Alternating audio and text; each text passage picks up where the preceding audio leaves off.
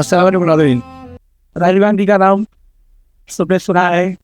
हमारी उम्र के लोग या उनसे पिछड़ो नस्ल के लोगों ने उन्हें देखा भी है, और नई नस्ल के लोग सिर्फ का नाम सुने हैं और ये जानते हैं कि वो राहुल गांधी प्रियंका गांधी के वालिद थे और इंदिरा गांधी के बेटे थे। 7 मई 1990 वो तारीख साल दिन था जब मैंने एम्पर रोड बनवासी उनकी कोठी में उनसे मुलाकात की थी। ये दावत में आया था।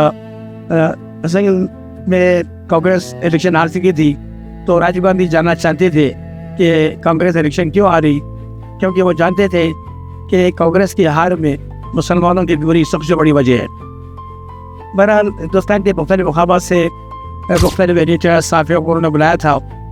7 मई की शाम अपने कोठे पर उन्होंने फर्दन सबका इस्तेमाल किया और ये डिनर पर टिके चले गए। अपने हाथ से हर एक को प्लेट दी, मुझे भी उन्होंने प्लेट पेश की। मैंने कहा, राजीव जी, मैं 36 घंटे ट्रेन का सफ़र करके आपसे मिलने आया हूँ, डिनर तक बहुत छोटी सी चीज़ें, फिर भी शुक्रिया।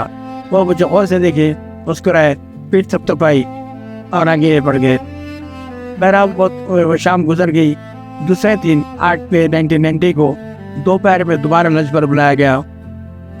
इत्तेफाक की बात है कि जो रूम में हम लोग बैठे हुए थे, तमाम एडिटर्स, हैदराबाद से जनाब अहमद अली खान खार साहब, मोइन फारूकी साहब और महमूद अंसारी भी थे, और वहाँ पर शाहिद सिद्दीकी साहब थे नई पीढ़ी के एडिटर, जिन्होंने मेरा ख़ास तौर पर ताल्लुक़ करवाया कि नई पीढ़ी के जो पत्रकार हैं उनमें यह फाजिल परवेज़ भी है जिससे हम बहुत सुविधा रख सकते हैं। बहरहाल ये उनका तारुफ का अंदाज़ था और कि राजीव गांधी को गुज़श्ता रात की मेरी बात भी याद थी, तो उन्होंने मुझे और से देखा, फिर उस पर आए और फिर उन्होंने सवाल किया, हमें जानना चाहते हैं कि कांग्रेस क्यों हारी। किसी के बोलने से पहले मैंने जवाब दिया कि बाबर मस्जिद का ताला खोला, शिलान्यास से भी देवरा बाबा से आपने आशीर्वाद लिया, मुसलमान उससे नाराज़ हो गए। फिर अब क्या इलाज है, क्या किस तरह से मुसलमानों को दोबारा शरीक कर सकते हैं। मैंने कहा, राजीव जी, अभी फिर दोबारा इलेक्शन को 5 साल बाकी हैं।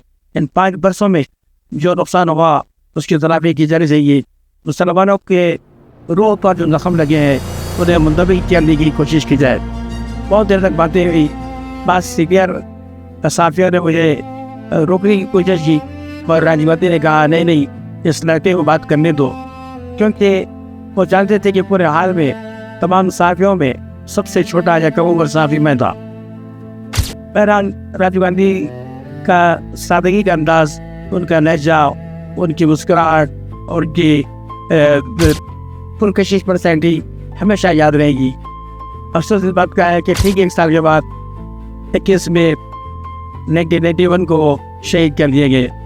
ज़िंदगी में ऐसी बहुत कम शख्सियत होती है जो हमेशा के लिए यादों के दरीचे में महफूज रह जाती है। बहुत बहुत शुक्रिया।